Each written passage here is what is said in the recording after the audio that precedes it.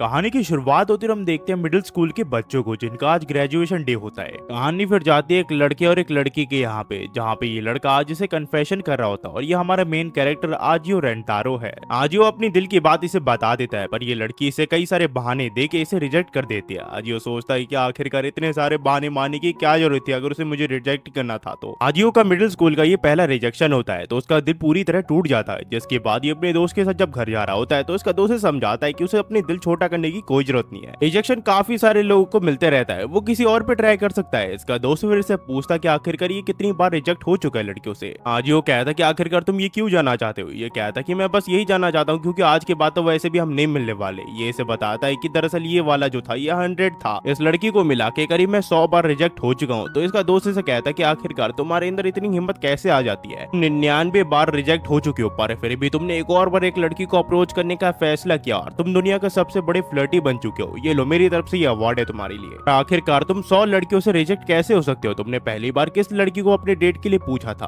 आज इसे बताता जब ये 8 महीने का था तब इसने पहली बार एक लड़की से अपना कन्फेशन किया था। तो ये कहता है कि था सचमुच तुम काफी ज्यादा अजीब हो। अजीब वो कहता है मैं बस एक नॉर्मल लाइफ जीना चाहता हूँ अपनी गर्लफ्रेंड के साथ, आखिरकार ये क्यों नहीं हो पा रहा। तो इसका दोस्त कहता कि हाँ आखिरकार तुम बार बार रिजेक्ट कैसे हो जा रहे हो, तुम्हारे अंदर सारी क्वालिटी है, तुम एक अच्छे एथलीट हो, साथ ही साथ तुम हैंडसम हो, साथ ही साथ तुम स्मार्ट भी हो और तुम लड़के और लड़कियों में काफी ज्यादा पॉपुलर हो, पर आखिरकार तुम रिजेक्ट क्यों हो जा रही हो। पर छोड़ो उसके बारे में हम कभी बाद में बात करेंगे, अपना ध्यान रखना रहता रहो। जिसके बाद इसका दोस्त यहाँ से चले जाता है। आजियो फिर श्राइन के यहाँ पे आ जाता है जहाँ पे वो गॉड से भीख मांग रहा होता है कि गॉड प्लीज मुझे हाई स्कूल में एक गर्लफ्रेंड दिला देना, मेरी लाइफ एकदम अच्छी बना देना। तभी इसके सामने गॉड अपीयर हो जाते हैं पर अजियो को लगता है ये एक थीफ है। जिसके बाद गॉड इसे बताते हैं कि रेंतारो तुम्हें चिंता करने की कोई जरूरत नहीं है, तुम्हारी किस्मत में लिखी हुई चीख तुम्हें अपने हाई स्कूल में जरूर मिल जाएगी। ये कहता है कि आखिरकार आपका मतलब क्या है चीख से। गॉड इसे बताता है कि मेरा मतलब तुम्हारे पार्टनर से है जो कि तुम्हारे बर्थ के दौरान तुम्हारे लिए डिसाइड होती है। वो तुम्हारी आइडल रोमांटिक पार्टनर होगी जिसके साथ तुम कुछ भी कर पाओगे।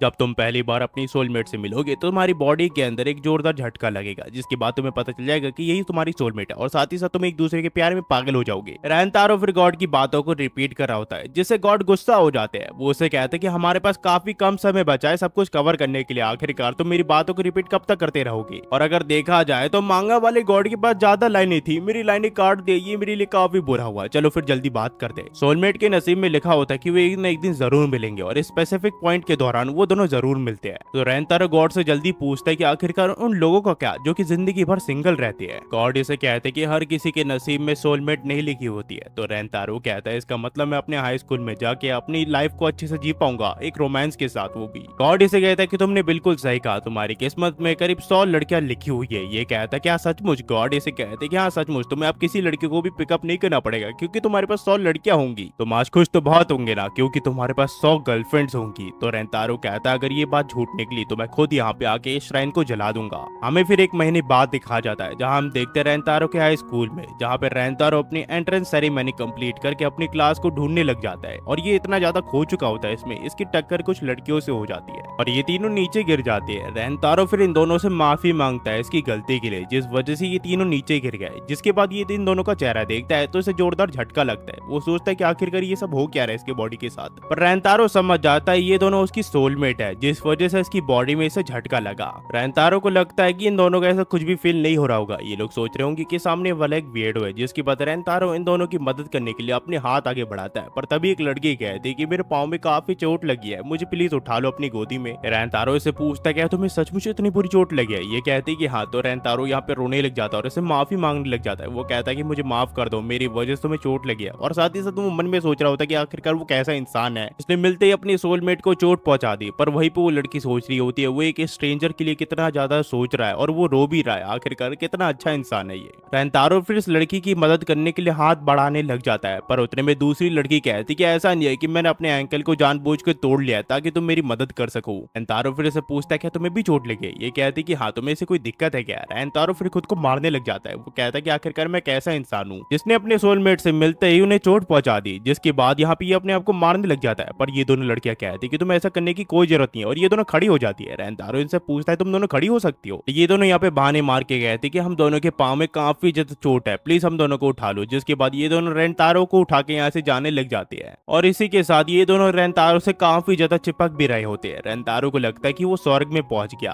पर यहाँ पे रेंतारो कहता है कि जल्दी चलो हम नर्स के ऑफिस में पहुंचने वाले हैं। ये दोनों लड़कियां फिर इसे अपना नाम बताती है। पिंक वाली लड़की का नाम होता है हानाजोना आकारी और ऑरेंज वाली लड़की का नाम होता है ईदे कारानी और ये दोनों इसी की क्लास में पढ़ती है। तभी यहाँ पे ये लोग कुछ लड़कियों की बात सुनते हैं जो कि बात कर रहे होते हैं कि अगर आप 4 लीव्स वाले पिंक क्लोवर के साथ किसी को कन्फेस करते हो तो आपका कन्फेशन एक्सेप्ट कर लिया जाता है। और ये बात सुन के ये दोनों यहाँ पे पिंक क्लोवर को ढूंढने के लिए भागने लग जाती है। वह फिर स्कूल खत्म होने के 4 घंटे बाद दिखाया जाता है जहाँ रेंतारो अब तक अपने टीचर की मदद कर रहा था ताकि वो उनके कॉन्टेक्ट लेंसेज ढूंढ सके और इस वजह से रेंतारो अब काफी ज्यादा लेट हो चुका होता है। रेंतारो फिर सोचता है कि काश उन लड़कियों से मैं दोबारा मिल पाता है स्कूल के बाद, पर वो देखता है कि वो दोनों लड़कियां यहाँ पे अब तक पिंक क्लोवर को ढूंढ रही होती है। रेंतारो को लगता है ये दोनों लड़कियां स्कूल खत्म होने के बाद से करीब 4 घंटे से ही उस पिंक क्लोवर को ढूंढ रही है। रेंतारो फिर यहाँ पे काराने से पूछता है क्या तुम्हें कोई दिक्कत आ रही है 4 लीव्स क्लोवर को ढूंढने में, पर ये कहते हैं कि वो ऐसा कुछ भी नहीं ढूंढ रही है, उसे कुछ गलत फहमी हुई है, वो तो बस यहाँ पे अपनी सीट चुन रही थी ताकि वो कल आके यहाँ पे सबसे पहले बैठ सके। रेंतारो फिर इसे पूछता है कि आखिरकार हकारी कहाँ पे है, ये इसे बताती वो बाथरूम गई हुई है। जिसके बाद रेंतारो इसे जूस देता है। वो कहता है तुम काफी ज्यादा थक चुकी होगी, पहले ये मना कर देती है जिसके बाद ये कहते हैं कि ठीक है मैं इसे पी लूंगी, तुम्हें चिंता करने की कोई जरूरत नहीं है। रेंतारो फिर से कहता है कि अब काफी ज्यादा लेट हो चुका है, तुम्हें अब घर वापस चले जाना चाहिए, पर ये कहते हैं कि तुम्हें मुझे बताने की कोई जरूरत नहीं है। जिसके बाद ये इसे शुक्रिया करके यहाँ से चली जाती है। जाते जाते वो इसे कहते हैं कि ऐसा नहीं है कि मैं तुम्हें शुक्रिया करना चाहती हूँ या फिर कुछ और। तभी यहाँ पे हकारे आ जाती है जो कि इसे पूछती है कि रेंतारो आखिरकार तुम यहाँ पे क्या कर रहे हो। रेंतारो इसे कहता है कि दरअसल मैं तुम्हें ही ढूंढ रहा था, मैं तुम्हारे लिए जूस लाया हूँ। तो ये कहती कि इस पूरी जूस के कैन को मैं खत्म नहीं कर सकती, क्या तुम मेरे लिए इस कैन को आधा पी सकती हो। दरअसल ये हकारी की एक ट्रिक होती है क्योंकि वो रेंतारो की इनडायरेक्ट किस लेना चाहती है। तभी रेंतारो कहता है कि मुझे लगा ही था, इसी वजह से मैंने तुम्हारे लिए 190 ml वाला भी कैन लाया है। पर ये कहती कि 190 ml में भी थोड़ा ज्यादा होता है, क्या तुम थोड़ा इस कैन का पी सकते हो, जिसके बाद मैं उसको पी लूंगी। तो रेंतारो उस कैन को पी लेता है जिसके बाद वो हकारी को भी इस जूस को दे देता है। पर कुछ देर बाद उसे एहसास होता है ये तो एक इनडायरेक्ट किस है, पर इससे पहले हकारी जूस को पीती यहाँ पे उसके हाथ कपकपाने लग जाती है और वो पूरी की पूरी कैन नीचे गिर जाती है और इस चीज का हकारी को काफी अफसोस होता है। रेंतारो उसे संभालता है और उसे कहता है कि ये लो रुमाल, तुम्हारे स्कर्ट पे जूस गिरा है, तुम उसे साफ कर सकती हो। और इतना अच्छा मौका देख के हकारी रेंतारो को कन्फेशन कर देती है कि वो उसे प्यार करती है और ये देख के कि पहली बार किसी लड़की ने उसे कन्फेस किया, रेंतारो की खुशी का कोई ठिकाना ही नहीं होता। तभी यहाँ पे काराने आ जाती है जिसने काफी सारे जूस के कैन लाए होते हैं। वो इसे कहती है कि ऐसा नहीं है कि मैं तुम्हारे लिए इतने सारे जूस लाई क्योंकि मैं तुम्हारा शुक्रिया करना चाहती थी। फिर हकारी को पकड़ लेती है और इसे कहती है कि मैंने तुम्हें कहा था कि मैं भी उसे पसंद करती हूँ, आखिरकार तुमने लाइन क्रॉस करने की हिम्मत कैसे करी। और जिसके बाद ये रेंतारो को कहती है कि ऐसा कुछ नहीं है कि मैं तुम्हें पसंद करती हूँ या फिर कुछ और, पर हाँ फिर भी अगर तुम मेरे साथ डेट पे जाना चाहते हो तो ठीक है, मैं तुम्हारी गर्लफ्रेंड बनने के लिए राजी हूँ। काराने फिर रेंतारो को डायरेक्ट बोल देती है कि वो उसे पसंद करती है। ये दोनों फिर इसे पूछती है कि आखिरकार ये इन दोनों में से किसे चूज करने वाला है, पर रेंतारो कहता है इस चीज का फैसला करना मेरे लिए थोड़ा मुश्किल है, मुझे थोड़ा समय दो। जिसके बाद हम रेंतारो को घर पे देखते हैं। वो सोचता है कि आखिरकार वो किसे चूज करे। रेंतारो को कुछ समझ नहीं आ रहा होता क्योंकि कल इसे इन दोनों में से एक को चुनना है। तो रेंतारो इस चीज का सॉल्यूशन लेने के लिए गॉड के पास आ जाता है, पर गॉड इसे बताते हैं इन दोनों में से किसी एक को चुनना तुम्हारे लिए इम्पॉसिबल है क्योंकि वो दोनों ही तुम्हारे सोलमेट्स है। तो रेंतारो गॉड से पूछता है कि आखिरकार वो लोग क्या करते हैं जो कि एक साथ 2 सोलमेट से मिलते हैं। तो गॉड इसे कहते हैं कि नॉर्मली हर इंसान के पास एक ही सोलमेट होती है, पर तुम्हारे ये केस अलग है। दरअसल जब तुम पैदा हो रहे थे कुछ अजीब चीज हो गई थी जिस वजह से तुम्हारे पास 100 सोलमेट्स है। दरअसल उस समय fortress in the sky TV पे एयर हो रहा था जब मैं काम कर रहा था। तो यहाँ पे रेंतारो इसे कहते कि आप एक गॉड हो, आखिरकार आप काम के दौरान कैसे टीवी देख सकते हो। गॉड इसे कहते वो काफी ज्यादा इंपॉर्टेंट था, इसी वजह से मेरे से थोड़ी गड़बड़ होगी, एक सोलमेट की जगह मैंने वहाँ पे 100 सोलमेट लिख दिया। तो रेंतारो कहता कि आखिरकार आप मेरी लाइफ के साथ ऐसे कैसे खिलवाड़ कर सकते हैं। गॉड इसे माफी मांगते हैं पर ये कहता है कि इससे ज्यादा बुरा क्या ही हो सकता है, तुम्हें चिंता करने की कोई जरूरत नहीं है। पर हाँ ये चीज याद रखना, जब एक पर्सन अपने सोलमेट से मिलता है तो एक दूसरे को प्यार करते हैं और हमेशा एक दूसरे के साथ रहते हैं, पर अगर वो दोनों ऐसा नहीं कर पाए तो आगे जाके वो दोनों ही मारे जाएंगे। तो इसका मतलब अगर उन दोनों में से किसी एक को भी तुम रिजेक्ट करते हो तो वो मारी जाएगी। तो ये कहता है कि आखिरकार उन दोनों में से मैं किसी एक को कैसे चूज करूं।